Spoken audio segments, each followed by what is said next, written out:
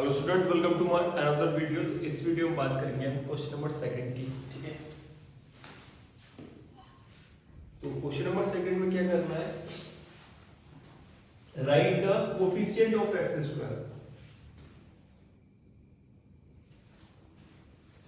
देखो यहाँ पे कुछ एक्सप्रेशन आपको दे रखी है, 2x square sorry 2 plus x square plus x, ऐसे यहाँ पे 2 minus x square plus x square, pi by 2 x square plus x and root 2x minus का वर्ग। एंड यहाँ पे करना क्या है, देखो हमें कोफिशिएंट फाइंड करना है सिर्फ एक्स स्क्वायर का, हमें बाकी किसी भी वेरिएबल से कोई मतलब नहीं है। हमें ध्यान रखना है जिसका वो पर्टिकुलरली पूछ रहा है, कोफिशिएंट निकालना है, जिस वेरिएबल का पूछ रहा है उसी का निकालेंगे, बाकी हमें किसी से कोई भी मतलब नहीं है। ठीक है, प्रीवियस वीडियो में भी आपको यही बताता हूं मैं, जब भी डाउट हुआ करे तो क्लियर किया करो। ठीक है, डाउट्स को जब आप पढ़ रहे हो तभी क्लियर कर सकते हो। तो आप, मैं तो ये बोलता हूँ कि आप जिस समय पढ़ रहे हो, चाहे रात में पढ़ रहे हो चाहे दिन में पढ़ रहे हो, आप मेरी वीडियो देख रहे हैं एंड आपको कोई भी डाउट्स आया तो आप मैसेज छोड़ दीजिए। हो सकता है मैं उस समय जग रहा हूँ, क्योंकि ज़्यादातर लेट नाइट तक मैं पढ़ता हूँ, खुद का प्रिपरेशन करता हूँ। देखो अभी मैं इस फील्ड में बहुत नया हूँ, क्योंकि इस फील्ड में जितना एक्सपीरियंस होगा उतना निखर के आएगा एक टीचर। तो कभी भी एक टीचर को अपनी पढ़ाई नहीं रोकनी चाहिए, उसे हमेशा वर्क करते रहना चाहिए क्लियरिटी के लिए।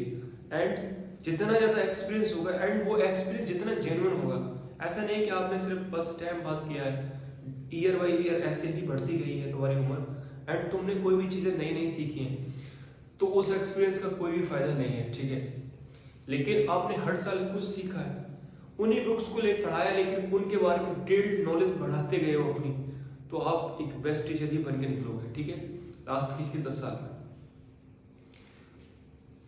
देखो छोटी क्लासेस में भी आप कोफिशिएंट वर्ड्स पढ़ते हो, जैसे क्लास 8 हो गया, क्लास 7 हो गया। बस ध्यान रखना है कि जो भी न्यूमेरिकल्स वैल्यू होती है, क्या होती है, जो भी न्यूमेरिकल्स वैल्यू होती है, आप छोटी क्लास में इस तरीके से पढ़ते हो कि कोई एक आपको अल्फाबेटिकल वैल्यू इस तरह की ABCDEFG इस तरीके से, इसके आगे जो भी न्यूमेरिकल वैल्यू होती है, जैसे मैं एग्जांपल के साथ आपको समझाता हूँ बेटा। जैसे अभी मैंने ये एक कोई अल्फाबेटिक वैल्यू है, ठीक है, इसको हम वेरिएबल से रिप्रेजेंट कर देते हैं। ठीक है, इसके आगे मैंने कुछ भी लिख दिया 7, तो इसका कोफिशिएंट, इस x का कोफिशिएंट क्या हो गया, 7 हो गया।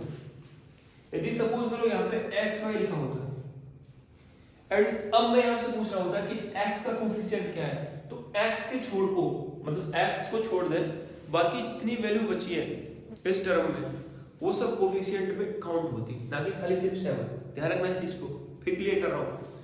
जैसे एक टर्म में रखिए, जैसे ये पूरी टर्म है, इस टर्म में यदि मैं x का कोफिशिएंट पूछूं तो ये 7 और y दोनों है, यानी कि आप जब लिखोगे तो coefficient of x is equal to 7y लिखोगे, ना कि खाली 7। ध्यान रखना, कोई भी ऐसी टर्म है जिसमें वेरिएबल्स, 2-3 वेरिएबल्स जुड़ रहे हैं, चाहे वो विदाउट पावर हो या पावर हो, कांस्टेंट वैल्यू हो, तो जिसका वेरिएबल पूछा गया उसे छोड़ के बाकी सभी जो वैल्यू होगी पूरी वो कोफिशिएंट में काउंट होगी। ठीक है, बस यही समझाना था। चलो कर लेते हैं इसका सॉल्यूशन। देखो बेटा, फर्स्ट का सॉल्यूशन क्या हुआ, क्योंकि वो x स्क्वायर कोफिशिएंट पूछ रहा है तो x स्क्वायर तो हमारा ये है एंड इसके आगे कुछ भी नहीं है, प्लस। जब भी ऐसी वैल्यू आएगी, जैसे किसी भी वेरिएबल के आगे कुछ भी नहीं लिखा है, जैसे ये x स्क्वायर, सिर्फ प्लस का साइन है, समझ में आ रहा है, तो इस समय इससे मैं 1 काउंट करूंगा, इसकी कोफिशिएंट को क्यों काउंट करूंगा, देखो किसी भी वेरिएबल में 1 से मल्टीप्लाई होता है तो वही वेरिएबल रहेगा, इसलिए मैं इसके आगे 1 मान सकता हूं, नहीं मान सकता, मल्टीप्लाई में। समझ में आ नहीं है, तो इसका कोफिशिएंट क्या होगा बेटा, तो लिखेंगे coefficient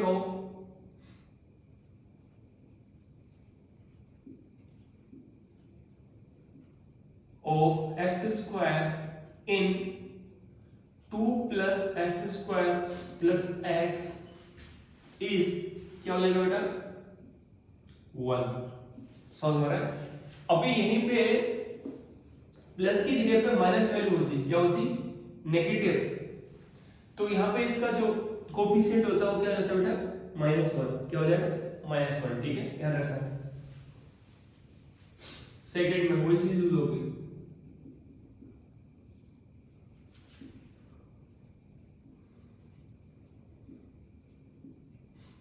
coefficient of X square in 2 minus x square plus x cube is -1। ठीक है बेटा, हमें इससे कोई मतलब नहीं, हमें तो सिर्फ एक्स स्क्वायर से मतलब है। ठीक है, आते हैं थर्ड पे। Solution coefficient of X square in π/2 X square plus X is, देखो हमें x से तो कोई मतलब नहीं, हमें तो एक्स स्क्वायर से मतलब है। तो एक्स स्क्वायर का कोफिशिएंट क्या हो गया π/2। क्या हो गया बेटा π/2। ठीक है, अब देखो फोर्थ वाला solution. Coefficient of X square in √2x minus का 1। अब देखो इसमें समझ लो, या तो एक्स स्क्वायर की वैल्यू ही नहीं है या फिर एक्स स्क्वायर वाली कोई टर्म ही नहीं है। तो ऐसी कंडीशन में आप इसका कोफिशिएंट क्या करोगे, देखो समझ लो। जब भी कोई ऐसी सिचुएशन आती है तो देखो क्या करोगे आप, इसमें तो जब टर्म ही नहीं है तो मैं ऐसे लिख सकता हूं, एक टर्म बना सकता हूं 0 मल्टीप्लाई बाई एक्स स्क्वायर लिख सकता हूं, क्योंकि जब मैं किसी भी वेरिएबल में 0 से मल्टीप्लाई करूंगा किसी भी वेरिएबल में तो 0 ही होगा। इसका मतलब उसका कोई भी वैल्यू नहीं रहेगा, वो सिर्फ एक इमेजिनरी के तौर पे हम यूज कर सकते हैं। ठीक है, कल्पना कर सकते हैं बस, इसका कोई वैल्यू एग्जिस्ट नहीं करेगा, क्योंकि 0 से मल्टीप्लाई करने का वो फिर से 0 हो जाएगा। क्योंकि मेरे को एक्स स्क्वायर का कोफिशिएंट चाहिए, या फिर ऐसा समझ लो जिस भी एक्सप्रेशन में जिसका कोफिशिएंट चाहिए वो टर्म ही नहीं होती है, वो आप 0 लिख दीजिए आंसर। ठीक है, एंड वो कैसे आता है, वो इसी तरीके से आता है कि हमें क्रिएट करना पड़ता है वो वेरिएबल जो है ही नहीं। इसीलिए यहाँ पे हम दो तरीका यूज कर सकते हैं, या तो क्रिएट करने के लिए हम 0 से उस वेरिएबल को मल्टीप्लाई करते हैं, या फिर वही वेरिएबल दो तरीके से लिखें, एक पॉजिटिव फॉर्म में और एक नेगेटिव फॉर्म में, तब जाके वो बैलेंस होगा, नहीं तो एक्सप्रेशन क्या होगी बिगड़ जाए। इसलिए ये वाला तरीका यूज करते हैं। तो जिस कंडीशन में हमें ये देनी रेखा होता है तो खुद से हम ये 0x² बनाते हैं, क्या हो जाएगा इसका 0 आंसर। ठीक है बेटा,